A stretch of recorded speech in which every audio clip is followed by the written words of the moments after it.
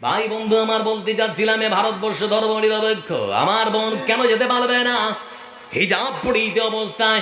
বলতে চাইছি হিন্দু মেয়েদের যখন বিবাহ হয় মাথায় সিঁদুর হাতে শাখা থাকে না থাকে না, ওটাও তো তাদের ধর্মীয় অনুভূতি, ধর্মীয় একটা আস্থা।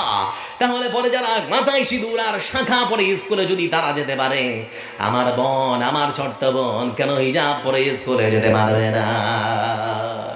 প্রাক্তন প্রধানমন্ত্রী যিনি ছিলেন এখনো আছেন বেঁচে, নাম কি কি নাম? মনমোহন সিং। শিখ মাথায় পাগড়ি ছিল না ছিল না, মাথায় পাগড়ি পরে ভারতবর্ষের মতো এত বড় রাষ্ট্র এত বড় দেশ যদি পরিচালনা করতে পারে, আমার বন্ধুরা যেখানে আইন তৈরি হয় ভারতবর্ষের পার্লামেন্টে ঢুকে তারা যদি সেখানেও বসতে পারে, আমার মুসলমান বোন কেন হিজাব পরে স্কুলে ঢুকতে পারবে না? এটাই তো আমরা চাইছি, আমাদের অধিকার চাইছি আমরা। ভাই বন্ধু আমার অনেক শিখ বাচ্চা যারা মাথায় পাগড়ি পরে স্কুলে কলেজে যায় না, কোনদিন শুনেছেন নাকি একজন শিখের মাথা থেকে তার পাগড়ি খোলা হয়েছে? কোনদিন কোন শিখের বাচ্চার মাথা থেকে পাগড়ি খোলা হলো না। আমার শিখ ভাই যদি মাথায় পাগড়ি পরে বিএসএফ এর চাকরি করতে পারে, পুলিশের চাকরি করতে পারে, স্কুলে কলেজে যেতে পারে, আমার বোনেরা আমার ছোট্ট ছোট্ট মামনিরা কেন হিজাব পরে তারা স্কুলে কলেজে যেতে পারবে না? একটা কথা বলবো আপনাদেরকে, কথাটা মাথায় ঢুকিয়ে দিন। এরকম ওরা করছে কেন জানেন? আমাদের নেতার অভাব, বুঝতে পারেননি? আমাদের কোনো অভিভাবক নেই, কথা বলার মতো কোনো অভিভাবক নেই, অভিভাবকহীন আমরা, নেতাহীন। আমার বন্ধুরা আমরা একে অপরকে থেকে ঘৃণা করি, আমাদের কোনো নেতা নেই, সবাই খালি চামচা হতে শিখেছি, কেউ তৃণমূলের, কেউ সিপিএম এর, কেউ আর কিছুর, মানে ওরাই নেতা হবে আর আমরা ওদেরকে জেতাবার জন্য রক্তের বিনিময়ে হলে ওদেরকে গদিতে বসাবো। এরকম হচ্ছে না? হচ্ছে না? দেখুন কটা মুসলমান নেতা আছে আর কজনকে আপনাদের, এটা উত্তর দিনাজপুর না, উত্তর দিনাজপুরের একজন, যাই হোক আমি আপনাদেরকে একজন বলছি, একজন এমএলএ যেটাকে মুখ্যমন্ত্রীকে প্রশ্ন করেছিলেন আমাদের উত্তর দিনাজপুরের আর একটা আমরা জেলা চাই, শুনেছিলেন, দেখেছিলেন ভিডিওটা? কি করে মুখ্যমন্ত্রী তাকে ছোট করেছে, একজন বয়স্ক মানুষকে ওই মতো করে আমাদের মাননীয় মুখ্যমন্ত্রী কি না বললো, দেখলাম আর ভিডিওটা, ভাবলাম মমতা ব্যানার্জি আমরা মুসলমানেরা আপনাকে ক্ষমতায় তৃতীয়বারের জন্য বসালাম, কিন্তু আমাদের কোনো কথা শোনা হচ্ছে না, আমাদের কোনো কথা শোনা হচ্ছে না। আজ মুসলমানদেরকে শুধুমাত্র সান্ত্বনা পুরস্কার 2,500, 2.5 টাকাও বাড়লো না। সিভিক ভলেন্টিয়ার 2800 থেকে শুরু করে আজকে 10,000 হয়েছে না? হয়নি? কিন্তু আমাদের শুরু হয়েছিল 2012-তে সম্ভবত, ওই 2,500-এ 2,500-ই থাকলো, 2.5 পয়সা বাড়লো না। প্রতিবাদ করতে যান সব বন্ধ করে দেবে, বলে যেটা পাচ্ছি সেটাই দে, না হলে এটাও পারবে না। তেরাও তখন ভাবলো যদি এটাও না দেয় তো যান, যদি না পাই তো পাওয়া তো ভালো, প্রতিবাদও আর করতে এরা চায় না। ভাই বন্ধু আমারে জোরে বলছি, আজ আমি বিশ্বাস করি আমার মুসলমান যুবক ভাই নামাজ না পড়তে পারে, আমার মুসলমান যুবক ভাই দাঁড়িয়ে পেশাব করতে পারে, কিন্তু কোরআনকে কেউ যদি অবমাননা করে সহ্য হবে? কথা বুঝতে পারছেন না? আজকে আমাদের ভারতবর্ষের যিনি উপরাষ্ট্রপতি ভেঙ্কাইয়া নাইডু পার্লামেন্টে দাঁড়িয়ে উনি বলেছেন যে কোরআনে কারিমের মধ্যে যে তালাক প্রথা এটা হচ্ছে সমাজ বিরোধী আর সংবিধান বিরোধী। এটা কি আপনারা মনে করেন? আল্লাহ কি তালাক প্রথা দিয়ে ভুল করেছেন নাকি? আচ্ছা ভুল হতেও পারে তো নাকি? আচ্ছা পেছনের মানুষগুলো বলে না, বলে ভুল হতেও পারে, পারে না? কোন মায়ের বেটা আছে কোরআনে একটা লাল কালি চালাতে পারে? কারো পক্ষে কখনো সম্ভব নয়। এ কোরআন লা তাবদীলা লিকালিমাতিল্লাহ যালিকা হুয়াল ফাওজুল আযীম। আপনারা এখন মনে করেন যে ভুট্টা বুনেছেন অথবা গম টম ফেলেছেন না, তো গম ভুট্টার বীজটা যখন মাটিতে পুঁতে দিচ্ছেন তখন যদি আপনি বলেন তোকে চড়ে পুঁতে দিয়েছে, তুই কেন তোর বাপও যেন মাটি ভেদ করে উপরে উঠতে না পারে? 10 দিন পরে যান, গিয়ে দেখবেন গমের দানা আর সরিষার দানা আর ভুট্টার দানা পাতা গজিয়ে উপরে উঠেছে, তখন আপনাকে বলবে কৃষক তুই তোর বাপ তোর 14 গোষ্ঠী মিলে যদি আমাকে পুঁতে দেয়, আঙ্গুল দিয়ে ডলে পিষে মই দিয়েও যদি দেয়, তারপর আমার ধর্ম হচ্ছে আমি মাটি ভেদ করে উপরে উঠবো, আমি ভিতরে থাকবো না। তেও করার মানুষ যতই বড় করুক একে ধামা চাপা দিয়ে রাখবো। এটা কি ধামা চাপা দেওয়ার মতো সংবিধান? এর কি কোনো পরিবর্তন হবে? এর প্রচার এর প্রসার সারা বিশ্ব জুড়ে হয়েছে। সেদিনও চক্রান্ত হয়েছিল, ইউরিদুনা লিইউতফিউ নূরাল্লাহি বিআফওয়াহিহিম ওয়াল্লাহু মুতিম্মু নূরিহি ওয়ালাউ কারিহাল কাফিরুন। পেয়েছিল কি মুখের ফুৎকার দিয়ে নেভাতে? যেরকম ছিল সেরকমই আছে, এর কোনো পরিবর্তন বিবর্তন কোনোদিন ঘটবে না। কিন্তু আজকে কোরআনকে নিয়ে যখন কথা বলা হয়, তারপরে মুসলমান যুবক তোমার বুকে প্রতিবাদ হয় না কেন? যদি আগুন লেগে ধ্বংস হয়ে যায়, ধ্বংস হয়ে যায়, যদি আগুন লেগে যদি আগুন লেগে যায়, পুড়ে যায় পৃথিবীর সব বইয়ের দোকান, তবু বিশ্ব থেকে হারাবে না পবিত্র কোরআন। সুবহানাল্লাহ বলবেন না? আর একটু জোরে সুবহানাল্লাহ। যদি আগুন লেগে ধ্বংস হয়ে যায়, ধ্বংস হয়ে যায়, যদি আগুন লেগে যায়, পুড়ে যায় পৃথিবীর সব বইয়ের দোকান, তবু বিশ্ব থেকে হারাবে না পবিত্র কোরআন। করবে কেমন করে কোরআন ধ্বংস আগুনের তেজ, করবে কেমন করে কোরআন ধ্বংস আগুনের তেজ। আছে বিশ্ব জুড়ে লক্ষ লক্ষ কোরআনের হাফিজ, তারা ছাপিয়ে আসমানি বাণী, ছাপিয়ে আসমানি বাণী, বাঁচাবে কোরআনের মান, তবু বিশ্ব থেকে হারাবে না পবিত্র কোরআন, তবু বিশ্ব থেকে হারাবে না পবিত্র কোরআন। লিল্লাহি তাকবীর। সব ইনকিলাব বলা পার্টি তো মানে পিছনের আওয়াজই আসে না, মানে ইনকিলাব আর বন্দে মাতরম। তো ভাই বন্ধু আমার, বলছিলাম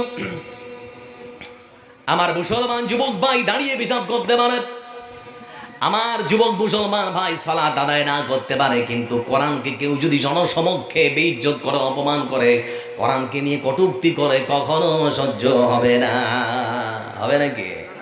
আমার বন্ধুরা মানে হলে কোরআনের সম্মান মর্যাদা কম না বেশি? কোরআন যারা পড়ে আর পড়ায় তাদের সম্মান মর্যাদা কম না বেশি? আপনার মসজিদের যিনি ইমাম, যে আপনার বাচ্চাটাকে শেখায় কোরআন, তার সম্মান মর্যাদা কম না বেশি? আর বেতন কম না বেশি? কম। কত? 2500। বলে দিদি যত দেয় তত, নাকি? আর সিঁড়ির নিচে ঘর, এরকম করে, মানে এরকম করে ঢুকতে হবে, সোজা হয়েও বেচারা ঢুকতে পারে না। এই তো আলেমের মর্যাদা। আমার রাসূলের শিক্ষা হলো, রাসূলের আদর্শ হলো, যারা ছোটকে স্নেহ করে না, বড়কে সম্মান করে না, আর যারা আলেমকে ইজ্জত দেয় না, ফালাইসা মিন্না, ওরা আমার দলের কখনো হতে পারে না। সকালবেলা মতোয়াল্লি ছুটে এসেছে, মতোয়াল্লি এসেছে ইমাম সাহেবকে বলে, ভাইজান, বলে ইমাম সাহেব, আমার বাচ্চা আজকে ইন্টারভিউ হয়ে যাবে, দয়া করে একটু ভালো করে দোয়া করে দিন তো, যাতে করে চাকরিতে জয়েন করতে পারে। ইমাম সাহেব তখন বলেন, আব্বুরেন, আমি বড় আশা করে আমার কাছে ছুটে এসেছি, আজকে নাকি এই বাচ্চার, এই ভাইয়ের বাচ্চার ছেলের নাকি ইন্টারভিউ। আল্লাহ যাতে করে ইন্টারভিউয়ের যে সমস্ত প্রশ্ন করা হবে উত্তর যেন দিতে পারে, আর চাকরিতে যেন তাড়াতাড়ি করে জয়েন্ট হয়ে যায়। আল্লাহ তবে একটাই তোমার কাছে দরখাস্ত, বেতনটা যেন আমার সমপরিমাণ হয়। বুঝতে পারেন? এই যে বেতনটা যেন আমার সমান হয়। মন তো খুব খারাপ। তখন কলারটা ধরে বলে, এ বেটা, আমার বাড়িতে আমি, আমার স্ত্রী, সে তার স্ত্রী, আরো 2জন ছেলে মেয়ে, 6 জনে কি 2500 চলে? তখন ইমাম সাহেব বলছে, বেটা, 6 জনে যদি আপনার 2500 না চলে, আমার বাড়িতে 9 জন চলছে কি করে? আমার বাড়িতে 9 জন চলছে কি করে? এজন্য যারা এখানে বসে আছেন আপনাদেরকে বলছি, আমার বউটাকে আমি শাড়ি দিই, ব্লাউজ দিই, সায়া দিই, কত কিছু দিই, একদিন যদি না পায় তো গোলামের বাচ্চা বলে না? বলে এর কাছে কোনোদিন সুখ পাইনি, বলে না? বলে না? তো একজনের মন জয় আমি করতে পারি না গো, আর আপনার একজন ইমাম সাহেব আপনার পুরো গ্রামকে জগিয়ে নিয়ে চলছে। আপনি দেখবেন না ঈদের দিনে আপনার ইমাম সাহেবের বাড়িতে মানুষদের নতুন জামা কাপড় হলো কিনা, ওই বেচারা জামা কাপড় কিনতে পারলো কি পারলো না, একটু দেখার দরকার আছে না রে? এই শিক্ষা দিয়েছে ইসলাম, আপনাদেরকে বোঝায় কি করে? তাই বন্ধু আমার, এজন্য বলতে চাই, ইসলাম শিক্ষা দিয়েছে সততা, নম্রতা, ভদ্রতা। ইসলাম কখনো মানুষ মানার শিক্ষা দিতে পারে না, পারে না, পারে না। বিশ্বনবী সাল্লাল্লাহু আলাইহি ওয়াসাল্লাম তিনি বসে আছেন, এমন সময় একজন সাহাবী এসে বলে, হে আল্লাহর রাসূল, আবাদপুর গ্রামের ওই প্রান্তের ওই বাড়ির ওই মহিলাটা বেশি বেশি সালাত আদায় করে, নফল সিয়াম পালন করে, বেশি বেশি দান খয়রাত করে, আর বেশি বেশি মানুষকে ভালো, বেশি বেশি করে মানুষকে দান খয়রাত দেয়। মাদ্রাসার জালসায়, মসজিদের জালসায় বেশি বেশি করে দান খয়রাত করে, নফল সিয়াম পালন করে, সালাত আদায় করে বেশি বেশি করে। কিন্তু যখন ওই মহিলাটা বেশি বেশি করে সব কিছু করে, কিন্তু যখন প্রতিবেশীর সঙ্গে ঝগড়া লেগে যায়, যত রকমের খারাপ ভাষা সব কিছু ব্যবহার করে দেয়। আমার রাসূল সাল্লাল্লাহু আলাইহি ওয়াসাল্লাম তিনি বললেন যে মহিলা বেশি বেশি সালাত আদায় করে, নফল সিয়াম পালন করে, দান খয়রাত করে, সব কিছু যে মহিলা ঠিকঠাক করে কিন্তু প্রতিবেশীর সঙ্গে সদাচরণ করতে পারে না, সততা নম্রতা ভদ্রতা দেখাতে পারে না, সে মহিলা কখনো আল্লাহর জান্নাতে যেতে পারে না। প্রতিবেশীর হক, প্রতিবেশী সম্পর্কে আল্লাহ রাসূল কত যে সজাগ সচেতন করেছে। এজন্য সবসময় বলতেন, জাবের তোমার বাড়িতে যদি আল্লাহ মাংস দেয়, প্রতিবেশীকে ছেড়ে কেউ না। যদি প্রতিবেশীর বাড়িতে মাংস পৌঁছে না দিতে পারো, তাহলে পরে মাংসের ঝোল একটু বেশি করে করো। প্রতিবেশীর বাড়িতে মাংস যদি না দেওয়ার ক্ষমতা থাকে, ঝোলটা পৌঁছে দাও, যাতে করে প্রতিবেশীও তোমার মাংসে একটু শরীক হয়ে যায়। এই শিক্ষা দিয়েছে আমার ইসলাম। বন্ধু আমার, এজন্য ইসলাম শিক্ষা দেয় সততা, নম্রতা, ভদ্রতা। আচ্ছা, এই মানুষগুলো যারা এখন এসেছেন, আমি আপনাদেরকে একটা প্রশ্ন করছি। আজকের বক্তা দুজন তরুণ, আমি একজন আর আমার ভাই মমতাজুল ইসলাম, এই দুজনের চেহারা দেখতে এসেছেন তো আপনারা নাকি? যে আমাদের মুখমণ্ডলটা কেমন, লম্বায় কত ফিট, শরীরের গঠন কেমন, এটা দেখতে আসেননি? কি শুনতে এসেছেন? আল্লাহর কোরআন। কি শুনতে এসেছেন? এই কোরআন শুনতে এসেছেন। তার মানে কোরআনকে আপনারা ভালোবাসেন, তাই তো নাকি? আমার বন্ধুরা, তার মানে এ মুসলমান শুনে দিন ভালো করে, কোরআনের সঙ্গে আমাদের সম্পর্ক যতদিন ছিল ততদিন আমরা পৃথিবীর বুকে রাজ করেছি। আর যখন কোরআনকে ছেড়েছি, সারা বিশ্ব জুড়ে মুসলমান মার খেতে শুরু করেছি। আজকে রাশিয়ার হামলা ইউক্রেন তছনছ, তাই তো নাকি? রাশিয়ার হামলা ইউক্রেনকে পুরো তছনছ করে দিয়েছে। আমার বন্ধু, কেন জানেন? আপনাদেরকে শুধু খালি একটু কথা বলছি, আমার দিকে চেয়ে থাকুন। এই সেই ইউক্রেন, যখন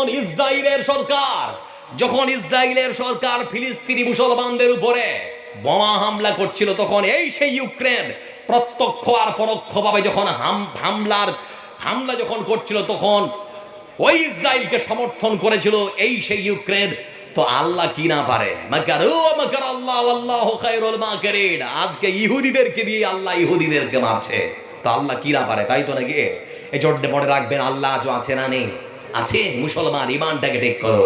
বলতে চাইছিলাম বন্ধু আপনাদেরকে, রাসূলের আদর্শ মানতে হলে কোরআনকে মানার প্রয়োজন আছে না নেই? আছে। মার খাচ্ছি কেন? এবার একটু খালি বলি, আফাতুবিদুনা বিবাদিল কিতাবি ওয়া তাকফুরুনা বিবাদ ফামা জাযাউ মান ইয়াফআল যালিকা মিনকুম। আল্লাহ রাব্বুল আলামিন তিনি বলেন, ও পৃথিবীর মুসলমানেরা শুনে নাও, এ কোরআনকে যদি তোমরা কিছুটা মানো, কিছুটা ছাড়ো, কিছুটা মানবে, কিছুটা ছাড়বে, আর নিজেকে ইমানদার যদি মনে করো, আমি আল্লাহ তোমাদেরকে কখনো ইমানদার মনে করতে পারি না। সমাজে অনেক মানুষ আছে বলে, বেটা নামাজ না পড়তে পারে, ইমান ঠিক আছে, বলে না? বলে বেটা নামাজ না পড়তে পারে, ইমান ঠিক আছে। আর আমার রাসূল বলছে, লা দীনা লিমান লা সালাতা লাহু, যার নামাজ নেই তার কাছে দিন ধর্ম কিছুই নেই, তোর কাছে ইমানই তো নেই। আমার রাসূল বলছে, তো আবার বলছে আমার ইমান একেবারে শরীরটা পরিপূর্ণ। কানাকে হাইকোর্ট দেখাচ্ছেন নাকি? কানাকে হাইকোর্ট দেখাচ্ছেন, সেই দিন বুঝবেন কত বড় ইমানদার আপনি। ভাই বন্ধু আমার, বলছিলাম কোরআনের মর্যাদা অনেক বেশি, বুঝাতে যাচ্ছে। আমার এই জুব্বাটা আনুমানিক 1200 টাকা দাম। প্রচণ্ড গরম তো, এর উপরে আমি একটা কটও পড়ি, ওটার দাম প্রায় 2200 টাকা। তো এখন আপনারা বলবেন, এগুলোর দাম কি শোনার জন্য আপনাকে ডেকেছি? তো বলছি কেন বন্ধু, সকালবেলা আমি যখন বাড়ি গেলাম, জামাটা নোংরা হয়েছে, কটটা নোংরা হয়েছে, জুব্বাটা নোংরা হয়েছে। মাকে ডেকে বললাম, মা নোংরা হয়েছে, পরিষ্কার করতে হবে। মা তখন বললো, বেটারে খুলে দে। খুলে দিয়েছি। খুলে যখন দিলাম, কোরআনটা পড়তে গেলাম, হাতে নিলাম, দেখলাম কোরআনের কভারটা, যে কাপড়টা, ওই গিলাপটা, জুসদানটাও নোংরা হয়ে গেছে। আমি তখন বললাম, মা কোরআনের কাপড়টাও নোংরা হয়ে গেছে, সেটাকেও পরিষ্কার করতে হবে। মা তখন বলে, বেটা সেটাও খুলে দে। সেটাও খুলে দিলাম। খুলে দেওয়ার পর মা যখন নিতে এসেছে, মায়ের পায়ের সঙ্গে জুব্বায় যদি লাথি লেগে যায়, মুসলমান মনে কষ্ট হবে না? ওই দামি কট্টার সঙ্গে মায়ের পায়ে যদি লাথি লেগে যায়, মনে কষ্ট হবে না? কিন্তু কোরআনের ওই সামান্য সস্তা কাপড়ের সঙ্গে মায়ের পায়ে যদি লাথি লেগে যায়, মুসলমান মনে কষ্ট হবে না? হবে না? কথা বলেন, হবে না? হবে না? অবশ্যই হবে। তার মানে এই কোরআনের সঙ্গে যে কাপড়টা আমরা ব্যবহার করি, দামি কাপড় না কম দামি কাপড়? আমরা দিনাজপুরের মানুষ বলি টেরিকট কাপড়, নাকি? টেরিকট বলি না? আপনার কি বলে? সুতি। তো যাই হোক, সুতির মানে সস্তা কাপড়, তাই তো? সব থেকে কম দামি কাপড়, সস্তা কাপড়। কোরআনের সঙ্গে লাগার কারণে তার সম্মান আর মর্যাদা যদি বেড়ে যেতে পারে, ও যুবক, তোমার মতো যুবক আজকে পাবজি ফ্রি ফায়ার ছেড়ে যদি কোরআনের সংস্পর্শে একটা